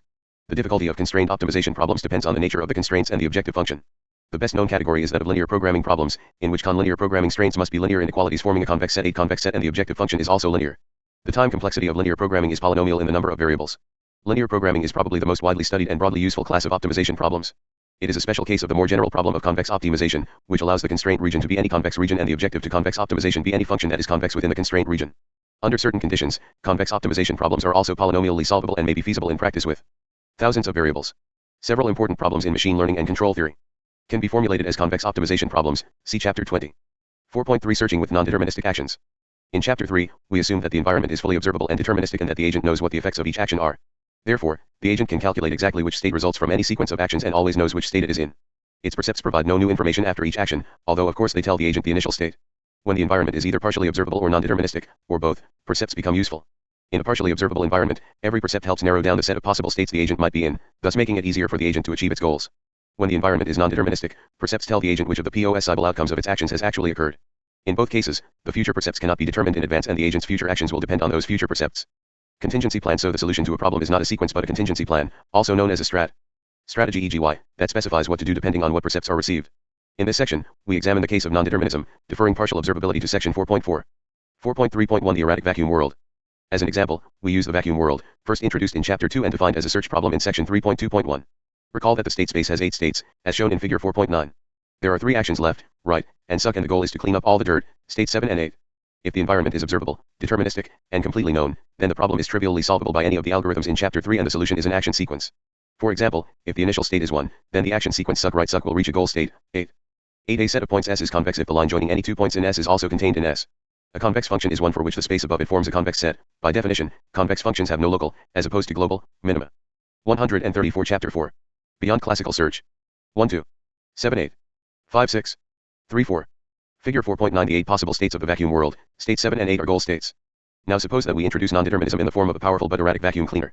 In the erratic vacuum world, the suck action works as follows. Erratic vacuum world. When applied to a dirty square the action cleans the square and sometimes cleans up dirt in an adjacent square. 2. When applied to a clean square the action sometimes deposits dirt on the carpet. 9. To provide a precise formulation of this problem, we need to generalize the notion of a transition model from Chapter 3. Instead of defining the transition model by a result function that returns a single state, we use a results function that returns a set of possible outcome states. For example, in the erratic vacuum world, the suck action in state 1 leads to a state in the set 5, 7. The dirt in the right-hand square may or may not be vacuumed up. We also need to generalize the notion of a solution to the problem. For example, if we start in state 1, there is no single sequence of actions that solves the problem. Instead, we need a contingency plan such as the following. Suck, if state equals 5 then right, suck else. 4.3. Thus, solutions for non-deterministic problems can contain nested if, then, else statements. This means that they are trees rather than sequences. This allows the selection of actions based on contingencies arising during execution. Many problems in the real, physical world are contingency problems because exact prediction is impossible. For this reason, many people keep their eyes open while walking around or driving. 9. We assume that most readers face similar problems and can sympathize with our agent. We apologize to owners of modern, efficient home appliances who cannot take advantage of this pedagogical device. Section 4.3. Searching with non-deterministic actions 135. 4.3.2 N, or search trees. The next question is how to find contingent solutions to non-deterministic problems. As in Chapter 3, we begin by constructing search trees, but here the trees have a different character. In a deterministic environment, the only branching is introduced by the agent's own choices or node in each state. We call these nodes or nodes. In the vacuum world, for example, at an or node the agent chooses left or right or suck. In a non-deterministic environment, branching is also introduced by the environment's choice of outcome for each action.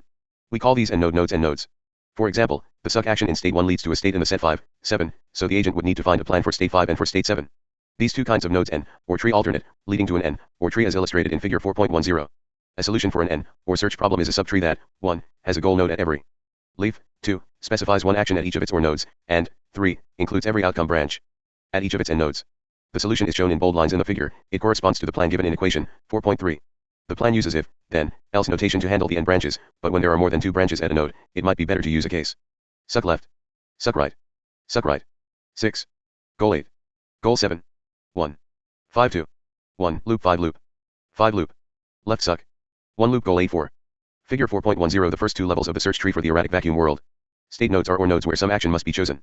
At the end nodes, shown as circles, every outcome must be handled, as indicated by the arc linking the outgoing branches. The solution found is shown in bold lines. 136 Chapter 4. Beyond classical search. Function and or graph search, problem, returns a conditional plan, or failure or search, problem. Initial state, problem. Function or search, state, problem, path, returns a conditional plan, or failure if problem. Goal test, state, then return the empty plan if state is on path, then return failure for each action in problem. Actions, state, do plan leftward arrow and search, results, state, action, problem, state path, if plan equals failure then return action plan return failure.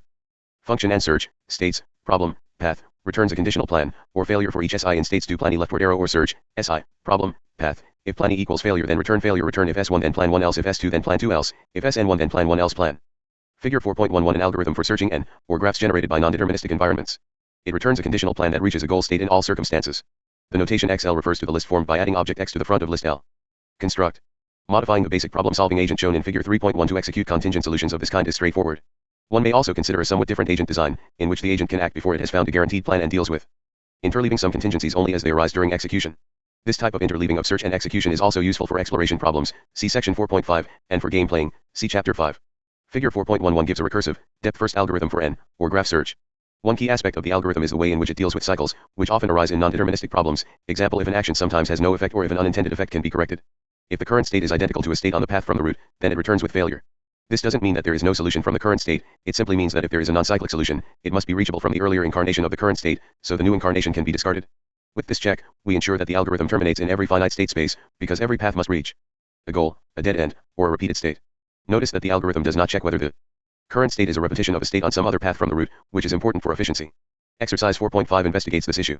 N, or graphs can also be explored by breadth first or best first methods.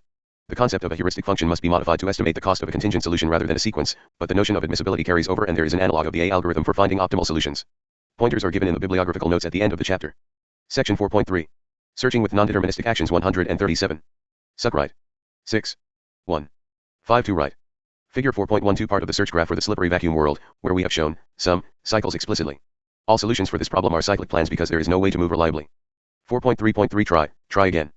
Consider the slippery vacuum world, which is identical to the ordinary, non-erratic, vacuum world except that movement actions sometimes fail, leaving the agent in the same location. For example, moving right in state 1 leads to the state set 1, 2. Figure 4.12 shows part of the search graph. Clearly, there are no longer any acyclic solutions from state 1, and cyclic solution and or graph search would return with failure. There is, however, a cyclic solution, label which is to keep trying right until it works. We can express the solution by adding a label to denote some portion of the plan and using that label later instead of repeating the plan itself. Thus, our cyclic solution is suck, L1, right, if state equals 5 then L1 else suck. A better syntax for the looping part of this plan would be while state equals 5 do right. In general, a cyclic plan may be considered a solution provided that every leaf is a goal state and that a leaf is reachable from every point in the plan. The modifications needed to n or graph search are covered in exercise 4.6. The key realization is that a loop in the state space back to a state L translates to a loop in the plan back to the point where the subplan for state L is executed. Given the definition of a cyclic solution, an agent executing such a solution will eventually reach the goal provided that each outcome of a non-deterministic action eventually occurs. Is this condition reasonable? It depends on the reason for the non-determinism. If the action rolls a die, then it's reasonable to suppose that eventually a 6 will be rolled. If the action is to insert a hotel card key into the door lock, but it doesn't work the first time, then perhaps it will eventually work, or perhaps one has the wrong key, or the wrong room. After 7 or 138 Chapter 4. Beyond classical search. 8 tries, most people will assume the problem is with the key and will go back to the front desk to get a new one. One way to understand this decision is to say that the initial problem formulation, observable, non-deterministic, is abandoned in favor of a different formulation, partially observable, deterministic, where the failure is attributed to an unobservable property of the key. We have more to say on this issue in Chapter 13. 4.4 Searching with partial observations. We now turn to the problem of partial observability, where the agent's percepts do not suffice to pin down the exact state. As noted at the beginning of the previous section, if the agent is in one of several possible states, then an action may lead to one of several possible outcomes even if the environment is deterministic. The key concept required for solving belief state partially observable problems is the belief state, representing the agent's current belief about the possible physical states it might be in, given the sequence of actions and percepts up to that point. We begin with the simplest scenario for studying belief states, which is when the agent has no sensors at all, then we add in partial sensing as well as non-deterministic actions. 4.4.1 Searching with no observation. When the agent's percepts provide no information at all, we have what is called a sensor-sensorless problem, or sometimes a conformant problem. At first, one might think the sensorless conformant agent has no hope of solving a problem if it has no idea what state it's in. In fact, sensorless problems are quite often solvable. Moreover, sensorless agents can be surprisingly useful, primarily because they don't rely on sensors working properly. In manufacturing systems, for example, many ingenious methods have been developed for orienting parts correctly from an unknown initial position by using a sequence of actions with no sensing at all. The high cost of sensing is another reason to avoid it. For example, doctors often prescribe a broad-spectrum antibiotic rather than using the contingent plan of doing an expensive blood test, then waiting for the results to come back, and then prescribing a more specific antibiotic and perhaps hospitalization because the infection has progressed too far. We can make a sensorless version of the vacuum world. Assume that the agent knows the geography of its world, but doesn't know its location or the distribution of dirt. In that case, its initial state could be any element of the set 1, 2, 3, 4, 5, 6, 7, 8. Now, consider what happens if it tries the action right. This will cause it to be in one of the states 2, 4, 6, 8. The agent now has more information. Furthermore, the action sequence right suck will always end up in one of the states 4, 8. Finally, the sequence right suck left suck is guaranteed coercion to reach the goal state 7 no matter what the start state. We say that the agent can coerce the world into state 7. To solve sensorless problems, we search in the space of belief states rather than physical states. Point 10. Notice that in belief state space, the problem is fully observable because the agent 10 in a fully observable environment, each belief state contains one physical state. Thus, we can view the algorithms in Chapter 3 as searching in a belief state space of singleton belief states. Section 4.4. Searching with partial observations. 139. Always knows its own belief state. Furthermore, the solution, if any, is always a sequence of actions. This is because, as in the ordinary problems of Chapter 3, the percepts received after each action are completely predictable. They're always empty. So there are no contingencies to plan for. This is true even if the environment is non-deterministic. It is instructive to see how the belief state search problem is constructed. Suppose the underlying physical problem P is defined by actions, result P, goal test P, and step cost P. Then we can define the corresponding sensorless problem as follows. Belief states, the entire belief state space contains every possible set of physical states. If P has n states, then the sensorless problem has up to 2 n states, although many may be unreachable from the initial state. Initial state, typically the set of all states in P, although in some cases the agent will have more knowledge than this. Actions, this is slightly tricky. Suppose the agent is in belief state B equals S1, S2, but actions, S1, equals actions, S2, then the agent is unsure of which actions are legal. If we assume that illegal actions have no effect on the environment, then it is safe to take the union of all the actions in any of the physical states in the current belief state B, actions, B, equals S set membership symbol B actions, S. On the other hand, if an illegal action might be the end of the world, it is safer to allow only the intersection, that is, the set of actions legal in all the states. For the vacuum world, every state has the same legal actions, so both methods give the same result. Transition model, the agent doesn't know which state in the belief state is the right one, so as far as it knows, it might get to any of the states resulting from applying the action to one of the physical states in the belief state. For deterministic actions, the set of states that might be reached is B equals result, B, A, equals S equals result B, S, A, and S set membership symbol B. 4.4. With deterministic actions, B is never larger than B. With non-determinism, we have B equals result, B, A, equals S set membership symbol results, S, A, and S set membership symbol B. Equals S set membership symbol B results, S, A. Which may be larger than B, as shown in figure 4.13. The process of generating the new belief state after the action is called the prediction step. The notation B prediction equals predict P, B, A, will come in handy. Goal test, the agent wants a plan that is sure to work, which means that a belief state satisfies the goal only if all the physical states in it satisfy goal test P. The agent may accidentally achieve the goal earlier, but it won't know that it has done so. Path cost, this is also tricky. If the same action can have different costs in different states, then the cost of taking an action in a given belief state could be one of several values. This gives rise to a new class of problems, which we explore in exercise 4.9. For now we assume that the cost of an action is the same in all states and so can be transferred directly from the underlying physical problem. 140 Chapter 4. Beyond classical search. 2. 4. 1. 3. 2. 4. 1. 3. 1. 3. A, B. Figure 4.13, A. Predicting the next belief state for the sensorless vacuum world with a deterministic action, right. B. Prediction for the same belief state and action in the slippery version of the sensorless vacuum world. Figure 4.14 shows the reachable belief state space for the deterministic, sensorless vacuum world. There are only 12 reachable belief states out of 28 equals 256 possible belief states. The preceding definitions enable the automatic construction of the belief state problem formulation from the definition of the underlying physical problem. Once this is done, we can apply any of the search algorithms of Chapter 3. In fact, we can do a little bit more than that. In ordinary graph search, newly generated states are tested to see if they are identical to existing states. This works for belief states, too. For example, in figure 4.14, the action sequence suck left suck starting at the initial state reaches the same belief state as right left suck, namely, 5, 7. Now, consider the belief state reached by left, namely, 1, 3, 5, 7. Obviously, this is not identical to 5, 7, but it is a superset. It is easy to prove. Exercise 4.8, that if an action sequence is a solution for a belief state B, it is also a solution for any subset of B. Hence, we can discard a path reaching 1, 3, 5, 7 if 5, 7 has already been generated. Conversely, if 1, 3, 5, 7 has already been generated and found to be solvable, then any subset, such as 5, 7, is guaranteed to be solvable. This extra level of pruning may dramatically improve the efficiency of sensorless problem solving. Even with this improvement, however, sensorless problem solving as we have described it is seldom feasible in practice. The difficulty is not so much the vastness of the belief state space, even though it is exponentially larger than the underlying physical state space. In most cases the branching factor and solution length in the belief state space and physical state space are not so different. The real difficulty lies with the size of each belief state.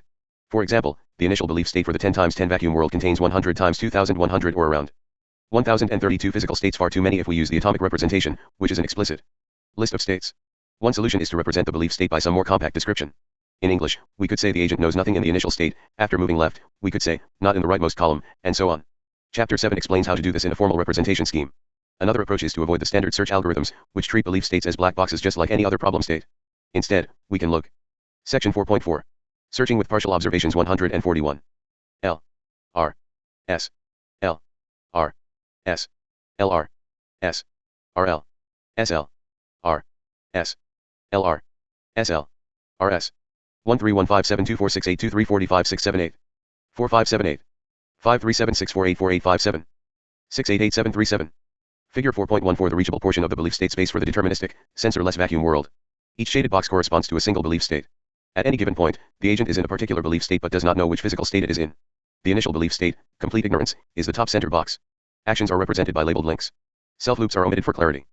Inside the belief states and develop incremental belief state search algorithms that build up incremental belief state search the solution one physical state at a time. For example, in the sensorless vacuum world, the initial belief state is 1, 2, 3, 4, 5, 6, 7, 8, and we have to find an action sequence that works in all 8 states. We can do this by first finding a solution that works for state 1, then we check if it works for state 2, if not, go back and find a different solution for state 1, and so on. Just as an N, or search has to find a solution for every branch at an N node, this algorithm has to find a solution for every state in the belief state. The difference is that N, or search can find a different solution for each branch, whereas an incremental belief state search has to find one solution that works for all the states. The main advantage of the incremental approach is that it is typically able to detect failure quickly when a belief state is unsolvable. It is usually the case that a small subset of the belief state, consisting of the first few states examined, is also unsolvable. In some cases. 142 Chapter 4. Beyond classical search. This leads to a speed up proportional to the size of the belief states, which may themselves be as large as the physical state space itself. Even the most efficient solution algorithm is not of much use when no solutions exist. Many things just cannot be done without sensing. For example, the sensorless 8 puzzle is impossible. On the other hand, a little bit of sensing can go a long way. For example, every 8 puzzle instance is solvable if just one square is visible. The solution involves moving each tile in turn into the visible square and then keeping track of its location. 4.4.2 Searching with observations. For a general partially observable problem, we have to specify how the environment generates percepts for the agent. For example, we might define the local sensing vacuum world to be one in which the agent has a position sensor and a local dirt sensor but has no sensor capable of detecting dirt in other squares. The formal problem specification includes a percept, S, function that returns the percept received in a given state. If sensing is non-deterministic, then we use a percepts function that returns a set of possible percepts. For example, in the local sensing vacuum world, the percept in state 1 is A, dirty. Fully observable problems are a special case in which percept, S, equals S for every state S, while sensorless problems are a special case in which percept, S, equals null. When observations are partial, it will usually be the case that several states could have produced any given percept. For example, the percept A, dirty is produced by state 3 as well as by state 1. Hence, given this as the initial percept, the initial belief state for the local sensing vacuum world will be 1, 3. The actions, step cost, and goal test are constructed from the underlying physical problem just as for sensorless problems, but the transition model is a bit more complicated. We can think of transitions from one belief state to the next for a particular action as occurring in 3 stages, as shown in figure 4.15. The prediction stage is the same as for sensorless problems. Given the action in belief state B, the predicted belief state is B equals predict, B, A. 11. The observation prediction stage determines the set of percepts O that could be OB served in the predicted belief state. Possible percepts, B, equals O equals percept, S, and S set membership symbol B. The update stage determines, for each possible percept, the belief state that would result from the percept. The new belief state BO is just the set of states in B that could have produced the percept. BO equals update, B, O, equals S, O equals percept, S, and S set membership symbol B. Notice that each updated belief state BO can be no larger than the predicted belief state B. Observations can only help reduce uncertainty compared to the sensorless case. Moreover, for deterministic sensing, the belief states for the different possible percepts will be disjoint, forming a partition of the original predicted belief state. 11 here, and throughout the book, the hat in B means an estimated or predicted value for B. Section 4.4. Searching with partial observations 143. 2. 4. 4. 1. 2. 4. 1. 3. 2. 1. 3 3, B. A. 4. 2. 1. 3. Right. A dirty. B dirty. B clean. Right B dirty. B clean. Figure 4.152 Example of transitions in local sensing vacuum worlds. A. In the deterministic world, right is applied in the initial belief state, resulting in a new belief state with 2 possible physical states. For those states, the possible percepts are B, dirty and B, clean, leading to 2 belief states, each of which is a singleton. B. In the slippery world, right is applied in the initial belief state, giving a new belief state with 4 physical states. For those states, the possible percepts are A, dirty, B, dirty, and B, clean, leading to 3 belief states as shown. Putting these three stages together, we obtain the possible belief states resulting from a given action and the subsequent possible percepts. Results: B, A, equals Bo equals update, predict, B, A, O, and O set membership symbol possible percepts, predict, B, A. 4.5, again, the non-determinism in the partially observable problem comes from the inability to predict exactly which percept will be received after acting. Underlying non-determinism in the physical environment may contribute to this inability by enlarging the belief state at the prediction stage, leading to more percepts at the observation stage. 4.4.3 Solving partially observable problems. The preceding section showed how to derive the results function for a non-deterministic belief state problem from an underlying physical problem and the percept function. Given. 144 Chapter 4. Beyond classical search. 7. 5. 1. 3. 2 4. Suck. Be dirty, be clean. Right. A clean. Figure 4.16 The first level of the N, or search tree for a problem in the local sensing vacuum world, suck is the first step of the solution. Such a formulation, the N, or search algorithm of figure 4.11 can be applied directly to derive a solution. Figure 4.16 shows part of the search tree for the local sensing vacuum world, assuming an initial percept A, dirty. The solution is the conditional plan. Suck, right, if state equals 6 then suck else. Notice that, because we supplied a belief state problem to the N, or search algorithm, it returned a conditional plan that tests the belief state rather than the actual state. This is as it should be. In a partially observable environment, the agent won't be able to execute a solution that requires testing the actual state. As in the case of standard search algorithms applied to sensorless problems, the N or search algorithm treats belief states as black boxes, just like any other states. One can improve on this by checking for previously generated belief states that are subsets or supersets of the current state, just as for sensorless problems. One can also derive incremental search algorithms, analogous to those described for sensorless problems, that provide substantial speedups over the black box approach. 4.4.4 An agent for partially observable environments. The design of a problem-solving agent for partially observable environments is quite similar to the simple problem-solving agent in Figure 3.1. The agent formulates a problem, calls a search algorithm, such as N or graph search, to solve it, and executes the solution. There are two main differences. First, the solution to a problem will be a conditional plan rather than a sequence. If the first step is an if, then, else expression, the agent will need to test the condition in the if part and execute the then part or the else part accordingly. Second, the agent will need to maintain its belief state as it performs actions and receives percepts. This process resembles the prediction, observation, update process in equation 4.5, but is actually simpler because the percept is given by the environment rather than calculated by the. Section 4.4. Searching with partial observations 145. 7. 5. 6. 1 2. 3. 6. 4. 8. A clean, right, to be dirty. 7. 5. Suck.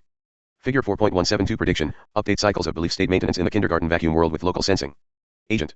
Given an initial belief state B, an action A, and a percept O, the new belief state is B equals update, predict, B, A, O. 4.6. Figure 4.17 shows the belief state being maintained in the kindergarten vacuum world with local sensing, wherein any square may become dirty at any time unless the agent is actively cleaning it at that moment. 12 In partially observable environments, which include the vast majority of real-world environments, maintaining one's belief state is a core function of any intelligent system. Monitoring this function goes under various names, including monitoring, filtering, and state estima filtration. Equation 4.6 is called a recursive state estimator because it computes the new belief state estimation recursive state from the previous one rather than by examining the entire percept sequence.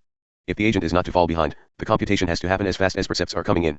As the environment becomes more complex, the exact update computation becomes infeasible and the agent will have to compute an approximate belief state, perhaps focusing on the implications of the percept for the aspects of the environment that are of current interest.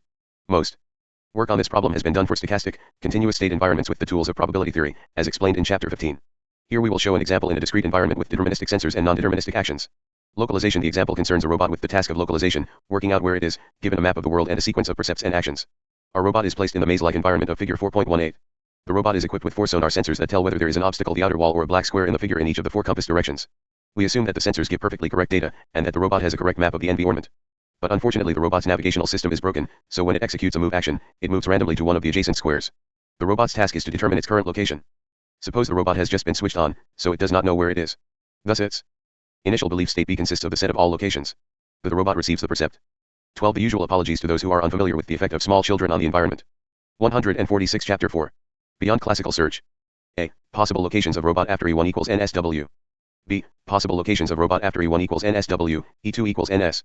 Figure 4.18 Possible positions of the robot. A. After one observation E1 equals NSW and B. After a second observation E2 equals NS. When sensors are noiseless and the transition model is accurate, there are no other possible locations for the robot consistent with the sequence of 2 observations. NSW, meaning there are obstacles to the north, west, and south, and does an update using the equation BO equals update, B, yielding the 4 locations shown in Figure 4.18, A. You can inspect the maze to see that those are the only 4 locations that yield the percept NWS. Next the robot executes a move action, but the result is non-deterministic. The new belief state, BA equals predict, BO, move, contains all the locations that are one step away from the locations in BO. When the second percept, NS, arrives, the robot does update, BA, NS, and finds that the belief state has collapsed down to the single location shown in Figure 4.18, B. That's the only location that could be the result of update, predict, update, B, NSW, move, NS. With non-deterministic actions the predict step grows the belief state, but the update step shrinks it back down as long as the percepts provide some useful identifying information. Sometimes the percepts don't help much for localization. If there were one or more long east-west corridors, then a robot could receive a long sequence of NS percepts, but never know where in the corridor S it was. Section 4.5. Online search agents and unknown environments 147. 4.5 Online search agents and unknown environments. Offline search. So far we have concentrated on agents that use offline search algorithms. They compute a complete solution before setting foot in the real world and then execute the solution. In contrast, an online search 13 online search agent interleaves computation and action. First it takes an action, then it observes the environment and computes the next action. Online search is a good idea in dynamic or semi-dynamic domains where there is a penalty for sitting around and computing too long. Online search is also helpful in non-deterministic domains because it allows the agent to focus its computational efforts on the contingencies that actually arise rather than those that might happen but probably won't. Of course, there is a trade-off. The more an agent plans ahead, the less often it will find itself up the creek without a paddle. Online search is a necessary idea for unknown environments, where the agent does not know what states exist or what its actions do. In this state of ignorance, the agent faces an exploration problem and must use its actions as experiments in order to learn enough to exploration problem make deliberation worthwhile. The canonical example of online search is a robot that is placed in a new building and must explore it to build a map that it can use for getting from A to B. Methods for escaping from labyrinths. Required knowledge for aspiring heroes of antiquity are also examples of online search algorithms. Spatial exploration is not the only form of exploration, however.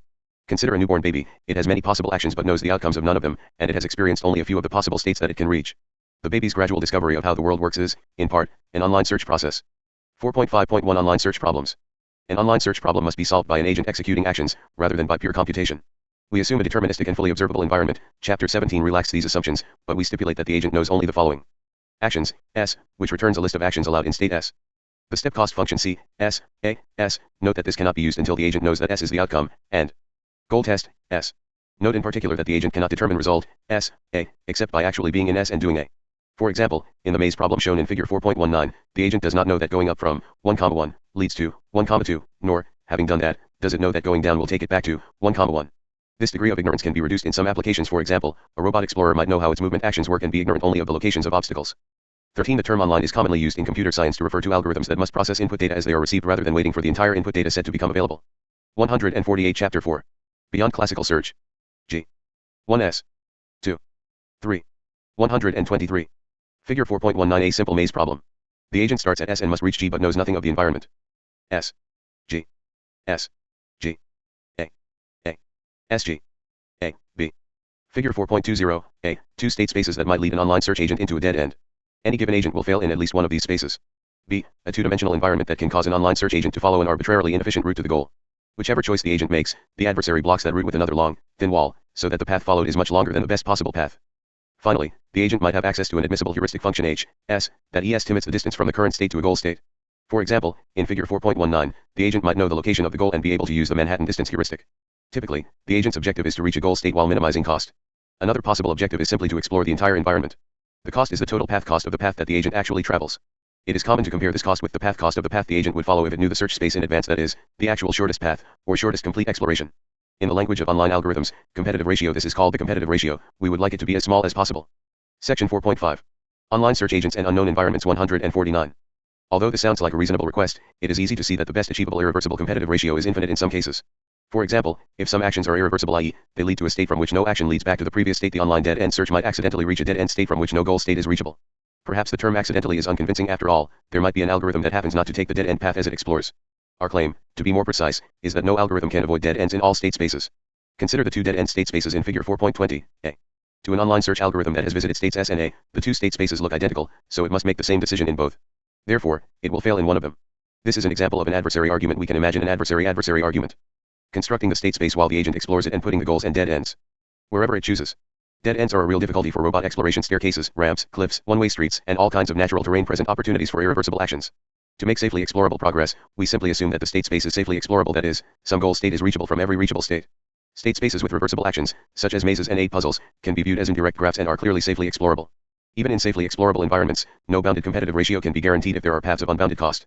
This is easy to show in environments with irreversible actions, but in fact it remains true for the reversible case as well, as figure 4.20 B shows. For this reason, it is common to describe the performance of online search algorithms in terms of the size of the entire state space rather than just the depth of the shallowest goal. 4.5.2 Online search agents. After each action, an online agent receives a percept telling it what state it has reached. From this information, it can augment its map of the environment.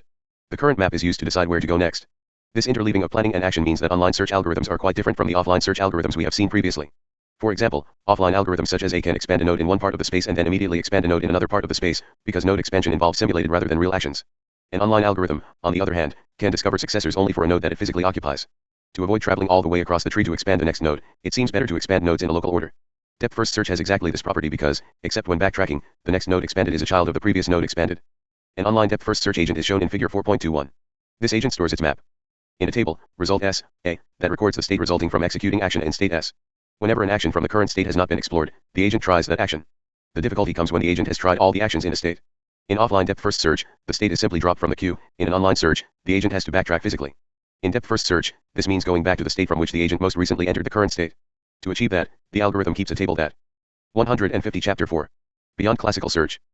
Function online DFS agent, S, returns an action inputs, S, a percept that identifies the current state persistent, result, a table indexed by state and action, initially empty untried, a table that lists, for each state, the actions not yet tried unbacktracked, a table that lists, for each state, the backtracks not yet tried S, A, the previous state and action, initially null. If goal test, S, then return stop if S is a new state, not an untried, then untried S leftward arrow actions, S, if S is not null then result S, A leftward arrow S add S to the front of unbacktracked S if untried S is empty then if unbacktracked S is empty then return stop else A leftward arrow in action B such that result S, B equals pop, unbacktracked S, else A leftward arrow pop, untried S, S leftward arrow S return A. Figure 4.21 An online search agent that uses depth first exploration. The agent is applicable only in state spaces in which every action can be undone by some other action. Lists, for each state, the predecessor states to which the agent has not yet backtracked. If the agent has run out of states to which it can backtrack, then its search is complete. We recommend that the reader trace through the progress of online DFS agent when applied to the maze given in figure 4.19. It is fairly easy to see that the agent will, in the worst case, end up traversing every link in the state space exactly twice. For exploration, this is optimal. For finding a goal, on the other hand, the agent's competitive ratio could be arbitrarily bad if it goes off on a long excursion when there is a goal right next to the initial state. An online variant of iterative deepening solves this problem. For an environment that is a uniform tree, the competitive ratio of such an agent is a small constant. Because of its method of backtracking, online DFS agent works only in state spaces where the actions are reversible. There are slightly more complex algorithms that work in general state spaces, but no such algorithm has a bounded competitive ratio. 4.5.3 Online local search. Like depth first search, hill climbing search has the property of locality in its node expansions. In fact, because it keeps just one current state in memory, hill climbing search is already an online search algorithm. Unfortunately, it is not very useful in its simplest form because it leaves the agent sitting at local maxima with nowhere to go. Moreover, random restarts cannot be used, because the agent cannot transport itself to a new state. Random walk instead of random restarts, one might consider using a random walk to explore the environment. A random walk simply selects at random one of the available actions from the Section 4.5. Online search agents and unknown environments 151. SG. Figure 4.22 An environment in which a random walk will take exponentially many steps to find the goal. Current state, preference can be given to actions that have not yet been tried. It is easy to prove that a random walk will eventually find a goal or complete its exploration, provided that the space is finite. 14 On the other hand, the process can be very slow. Figure 4.22 shows an environment in which a random walk will take exponentially many steps to find the goal because, at each step, backward progress is twice as likely as forward progress. The example is contrived, of course, but there are many real-world state spaces whose topology causes these kinds of traps for random walks. Augmenting hill climbing with memory rather than randomness turns out to be a more effective approach. The basic idea is to store a current best estimate H, S, of the cost to reach the goal from each state that has been visited. H, S, starts out being just a heuristic estimate H, S, and is updated as the agent gains experience in the state space. Figure 4.23 shows a simple example in a one-dimensional state space. In A, the agent seems to be stuck in a flat local minimum at the shaded state. Rather than staying where it is, the agent should follow what seems to be the best path to the goal given the current cost estimates for its neighbors. The estimated cost to reach the goal through a neighbor S is the cost to get to S plus the estimated cost to get to a goal from there, that is, C, S, A, S, plus H, S. In the example, there are two actions, with estimated costs 1 plus 9 and 1 plus 2, so it seems best to move right. Now, it is clear that the cost estimate of 2 for the shaded state was overly optimistic. Since the best move cost 1 and led to a state that is at least 2 steps from a goal, the shaded state must be at least 3 steps from a goal, so its H should be updated accordingly, as shown in figure 4.23, B. Continuing this process, the agent will move back and forth twice more, updating H each time and flattening out the local minimum until it escapes to the right. An agent implementing this scheme, which is called learning real-time A, LRTA asterisk, is shown in figure 4.24. Like online DFS agent, it builds a map of the environment in the result table. It updates the cost estimate for the state it has just left and then chooses the apparently best move according to its current cost estimates. One important detail is that actions that have not yet been tried in a state S are always assumed to lead immediately to the goal with the least possible cost, namely H, S. This optimism under uncertainty encourages optimism under uncertainty, the agent to explore new, possibly promising paths. An LRTA agent is guaranteed to find a goal in any finite, safely explorable environment. Unlike A, however, it is not complete for infinite state spaces. There are cases where it can be led infinitely astray. It can explore an environment of n states in O, n2, steps in the worst case. 14. Random walks are complete on infinite one-dimensional and two-dimensional grids. On a three-dimensional grid, the probability that the walk ever returns to the starting point is only about 0.3405, Hughes, 1995. 152 Chapter 4. Beyond classical search. 1211111. 111111. 111111. 2. 2. 3. 4. 4. 4. 3. 3. 3. 11111113. 11111115. 3. 5. 5. 4. A. B. C. D. E. 8 9. 8. 9. 8 9. 8. 9, 8 9, 4 4, 4 3. Figure 4.235 iterations of LRTA on a one-dimensional state space. Each state is labeled with H, S, the current cost estimate to reach a goal, and each link is labeled with its step cost.